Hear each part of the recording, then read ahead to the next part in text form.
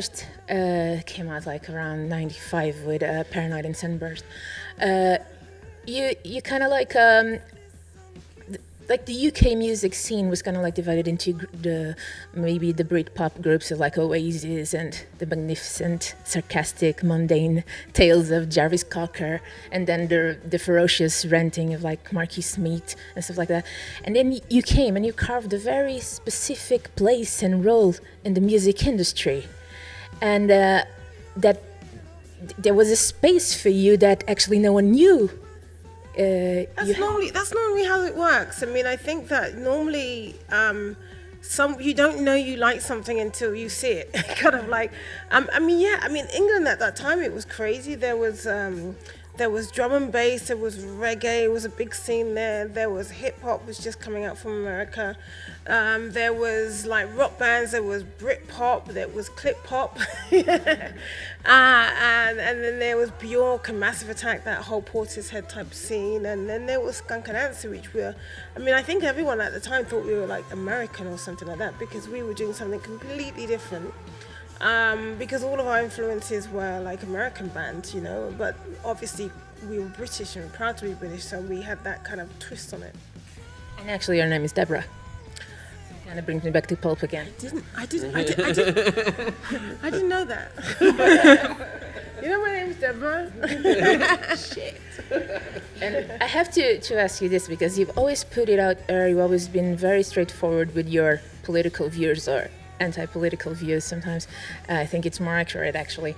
And with what the world is going through in these times of a severe crisis of values and human rights and basic decency, how do you see the value of the artist in this place when there are so many voices criticizing artists for being political? Well, we've been one of those artists that have been criticised for being political from the very beginning of our career. The establishment and the status quo does not like, you know, artists and people like us to actually have an opinion, to rant and rave about the things that are unjust, because they don't want us to kind of like put a spotlight on all the stuff that they're screwing up. But now, you know, it's kind of like, look what happens. If you're apathetic, if you don't fight for things, then they will just like, you know, with their big, huge tires, just roll straight over you. And now we're kind of in the era of like, is it neo-fascism? Fascism is back again.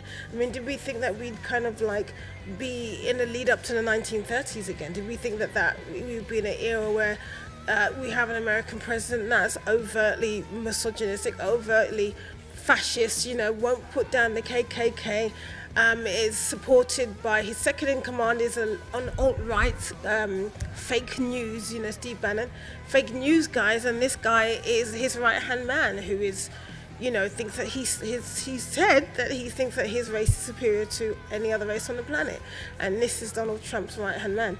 So, you know, who thought that we would be back into this, you know, backward, immoral, kind of disgusting way of thinking? So I think Skunk Anansie has more of a voice than ever and has more of a place than ever. And we're really at this point in our career where we really don't give a fuck about what anyone's going to say in terms of us being political. It's like, we didn't care then, and, you know, people hated us for it, the establishment hated us for it, but the people love us for it, because we echo their viewpoints, we echo some of the things that they're going through, and the unjust things that they're going through. So I think for us as artists, you know, we're going to shout louder and louder and louder, shout like we've never shouted before, because, you know, if we don't, then look what's going to happen. You know, we have Brexit. You know, a lot of people didn't vote because they didn't think that was going to happen. That can be contagious to all Europe? Yeah. I think, yes, it is. I mean, look at what's happening with Marie Le Pen in France. You know, that fact that she's on TV, even with her fascist views, is this disgrace. She shouldn't be given a platform. She shouldn't be given a view. She should be allowed to space, you know, talk all that, you know, absolute bullshit. So, I mean, and, you know, you have the far right rising in Germany again. You know, they've just, I don't know why they did it, but they just reproduced Mein Kampf, which is Hitler's, you know, and it's like a bestseller in Germany now. It's like, well, what do you think was going to happen? You've just given everyone the handbook that Hitler gave them the first time round, and now they've got their Bible back, you know. Why they printed that again, I have no idea. Also just anti-immigration, refugees, you know, people have just used these kind of things to scare people and terrify people they think that, you know, people who have no money, nothing, you know, the most harmless people on the planet are suddenly going to come and kill everybody. You know, the people who have access to weapons and access to bombs and access to terrorism and part of all that thing, those people are funded, they have money. They're not refugees that swim across the channel with like 5p in their pocket, you know, or even if any of that. So, I mean, all of that is just, you know, I think if we're not careful, if we don't stand up and resist all of this stuff, we're going to be in serious trouble. We're going to, you know, first they'll go for the refugees and the immigrants and the migrants, and then they'll go for the transsexuals and the gays, and then they'll go, you know, for the women, and then they'll go for the black people. He went for the transsexuals already. Yeah, they were, you know, with it's like sessions and exactly. So, West. and with all of those, First thing he did. I'm all of those things. So, you know, I'm all of those things. So it's like if you don't support those things, that eventually all those safe white people who think they're okay, they'll find a way to come for them. They'll come for the poor people first, and then they'll just come for everybody. Do you think the empathy and the struggle, I'm sorry to keep going on this, but I really like the way you talk, and I think we need it more than ever nowadays. And do you think that the honesty that you used to have on artists, on bands that had a very, very preeminent voice in the society, the kind of like that honesty was kind of like a shift towards more careerism than the honesty and speaking blunt truth? I think that now people have something very serious to fight against. You know, America is in real trouble because they have it's not that they have the Republican Party, because to be honest, you need the Vietnam, you need the 60s, you need all those things for people to pay attention to the world, because we have been living in like in a proxy war, and we were not used to have it on our doorstep. Yeah, I mean, I think that they've been very spoiled. You know, they've had 8 years of a great President Obama, and they've now got a president that's taking in 2 weeks made some of the worst decisions in the history of America. Really awful decisions. That's devising, and people. There's going to be a revolution there if this guy carries on like this. And I think that's going to be a good thing. You know, I think that's going to be a good thing, because at the end of the day, you know, something has got to give. And I think in some ways it's, you know, this kind of person, this type of Republican Party, because this type of Republican Party is, they've been building what they've been building for the last 30 years. You know, the Tea Party, the very extreme right-wing side of the Republican Party, not the Republican Party that George Bush had, which we were all scared of, but that's nothing compared to these guys. When we think George Bush, well, it was okay. It's like, bring back George Bush, you know? Bring back George Bush. No, I mean, I think in many ways it's inspiring people to actually get back into politics and to not be so apathetic. And all these stupid songs about partying all the time and whatever just looks really kind of like, really is, with all that's going on in the world, you're gonna write another song about smoking weed, you know?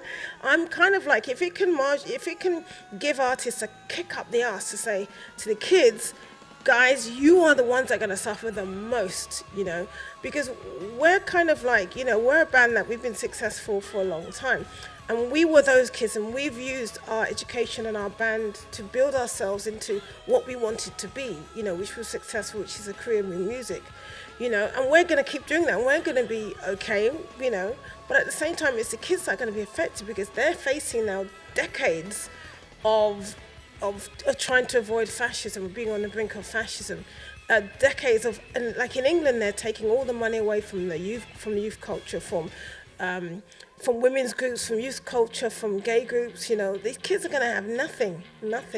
So for me, I hope that, like with grime, you're seeing it now, that these kids will kind of be like, you know what, we're getting screwed over, so we've got to now get involved in politics and vote and have a viewpoint and do something about it.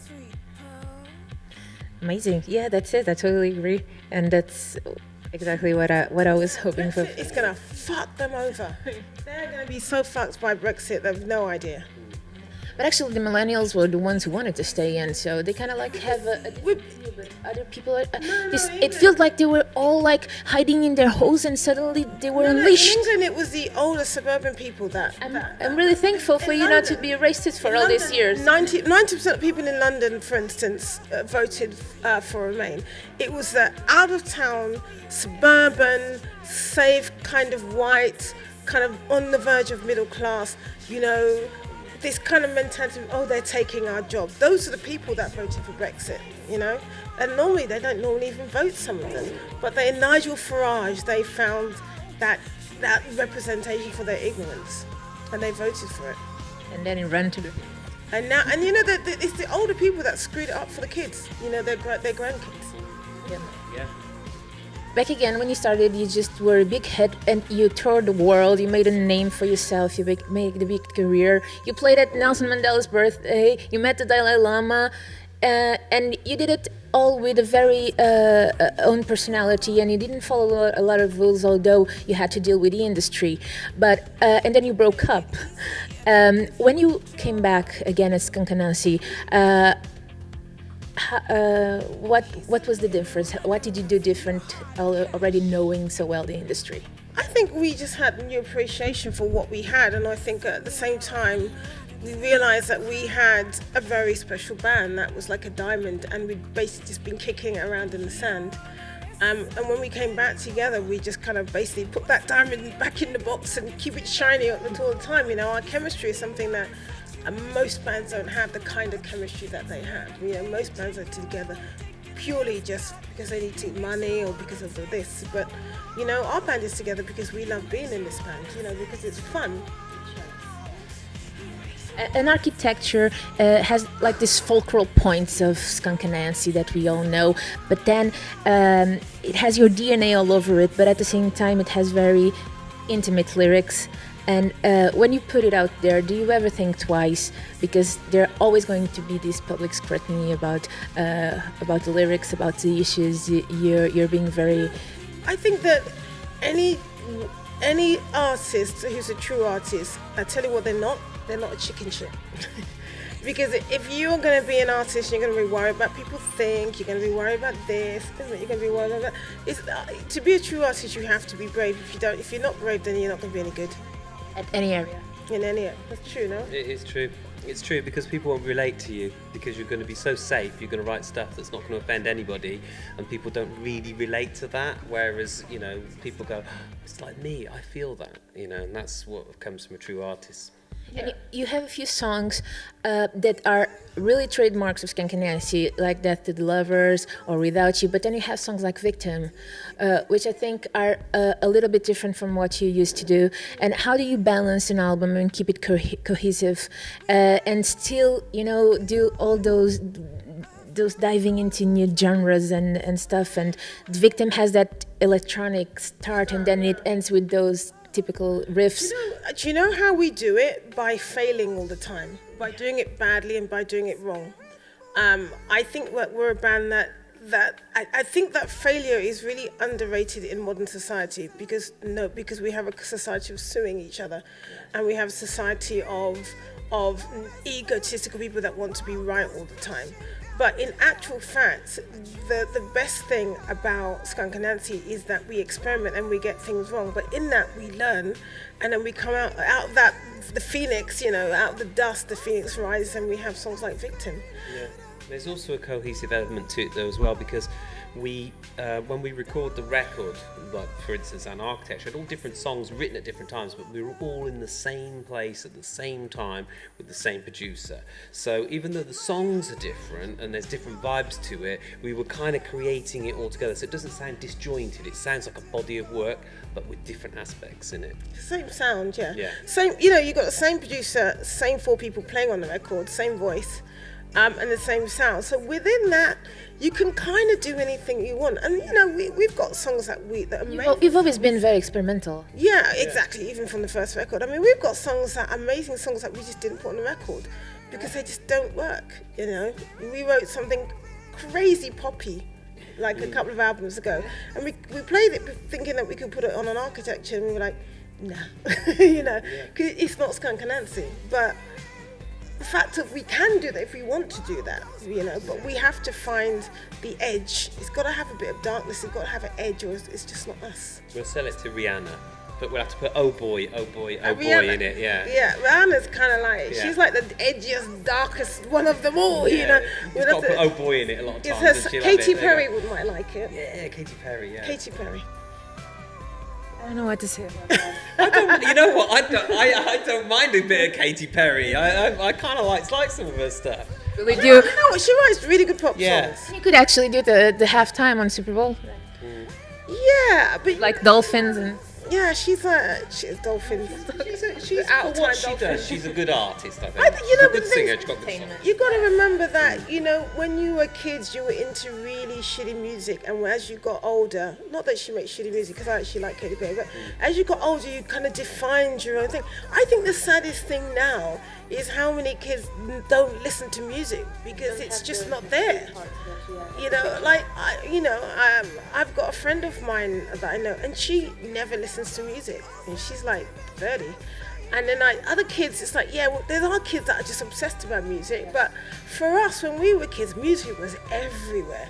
It was TV, it was radio, it was just everywhere, who you all were the time. at school, it's Yeah, like the mods, the rockers, and the fashion pop of people. music. And now it's kind of like TV and pop culture and social media is everywhere, and music's kind of like a side thing. So for me, I just like the fact that kids are into music, whatever. You had to take your time, you had to take your time to listen to it. Now it's such like in a fast beat that you have to. But I think what I don't have time for, I don't have time for music elitism. Oh, I hate Justin Bieber. Oh, I hate Katy Perry. Oh, I hate Taylor Swift. Do you know, why? It's just, you don't have to hate an artist, because if you don't like that kind of music, don't freaking listen to it. Listen to Motorhead all day like we do, But the point of it is like music is so much music out there, and it's so interesting. Like when I go to America and I hire a car, I only listen to country and western, because you never hear that music anywhere. And they have great country and western music and the storytelling in it. Yeah.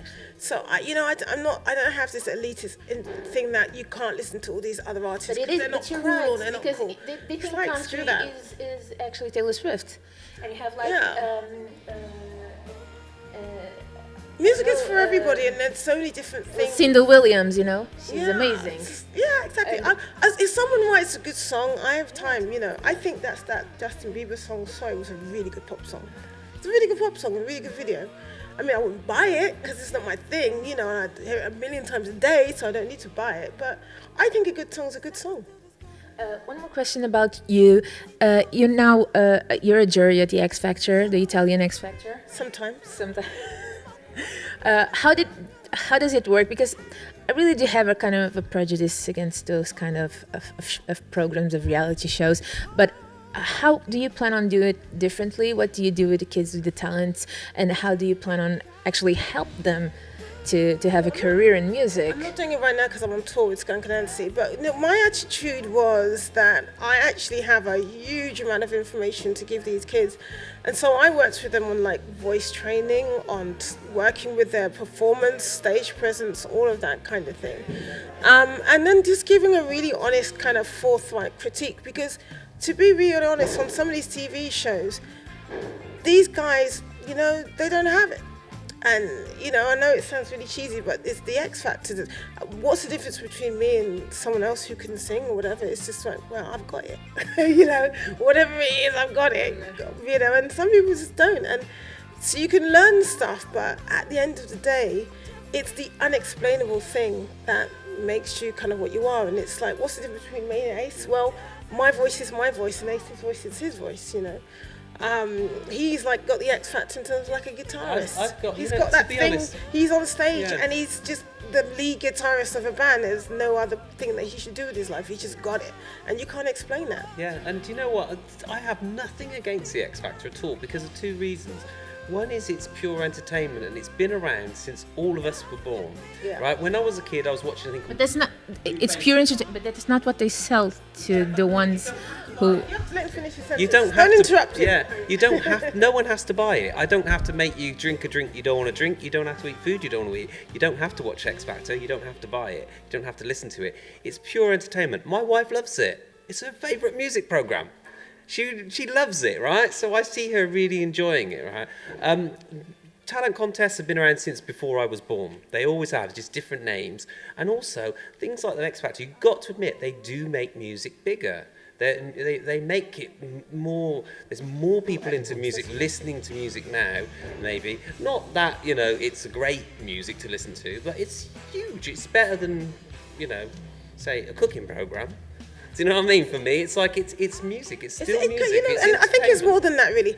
It's basically a new way to access music. Yeah. I think it's an alternative way to access music. Personally, I think if it was X Factor and nothing else, it'd be quite depressing. Yeah. Because then you would never have another Radiohead. You'd never have another Skunk Anansie, because we're not the kind of band that would do well on these type of shows.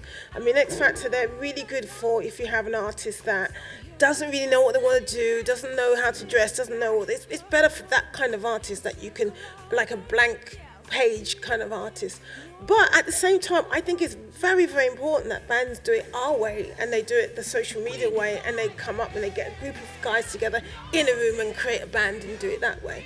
I mean, I think it's like an alternative way to do things, but it shouldn't be the only way. Yeah. It should be an alternative Totally. to what else is there.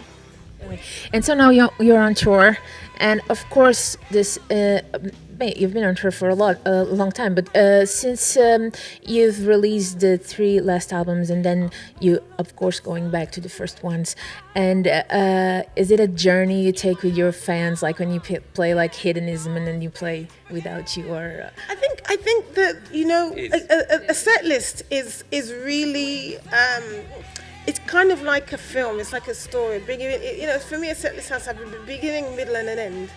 And you can't keep the power up high all the time, because you have to give people to take a breath and come down. It's kind of like a wave. Our set list is like this, and I think it's important for us. In this set list is very, very special. It's our favourite set list ever, because we're playing all the old songs that we've never played before, rather than the ones that are the biggest successes. But then we're playing new songs that we haven't played yet as well, because for us, we're not nostalgic, we're not a vintage band, we're not a classic band. If we didn't have the new songs and new album to play, we're playing 6 songs out of 11, it just wouldn't be exciting for us. It would be lame, boring shit, because then you're just like, it's like, you know, if you want to hear the old songs, just stay at home. If you only want to hear old songs, just stay at home and play your old albums. But if you want to see a band that are excited, a contemporary band excited to be playing new stuff, then come see Skunk Anansie, because we play old songs. We play like songs from every single album. Like, I always say that we're, you know, I don't know, you know, like U2 have just done it, you know, where they'll just have one album, they just go and do a gig on one album. Joshua Tree. Number one, our albums are really short. that is me too with Horse. Yeah, our albums are like half an hour. And number 2, I think that it's kind of like, I wouldn't particularly enjoy going and just playing like the first album, for instance. Just doing that. I would feel kind of like, yeah, but this was like 20 something years ago, you know. It's like, you know what it's like? It's like, people say to me that I really like your old stuff more than new stuff. I said, okay, well, next time you come and see us, wear those jeans that you had in 1994, and only wear those jeans for just come on tour with us, and you're only allowed to wear those jeans that you wore. You look good in 1994. They look great on you now. Just wear those jeans. And you'd be like, yeah, but you know, I can go and buy these cool jeans. And I said, yeah, man, you keep those 1994 jeans and see how happy you feel. And that's the way it is. It's, you know, without new music, and we're very excited about music. Without new music, I don't know. Are we a band? What's the point? Yeah, it'd be bloody boring, wouldn't it? You know, I'd be going to see a band and they just play songs from the 90s and that's it. I know lots of bands do it, but for me that would be lame as shit. And you were never dated, and you were always pushing forward, so it makes a lot of sense to have this. It's not, yeah. No, so our set list is great, because we start with some classic songs that everything is up to that. And also we change the set list every night. We've rehearsed like nearly 40 songs, and every note so far we've changed the set list. We kind of keep the beginning, and we keep the very end, and we kind of keep the middle. And then around that, we swap everything. Because, you know, once things work, they kind of work, you know. It's still like a film, you know. You still got to have a great story. So the story works. So, and then we kind of mess around with. So we're playing songs today that we haven't played yet on this tour. So it's going to be a lovely historical gig for Lisbon. So thank you so much. It's going to be legendary. Of course.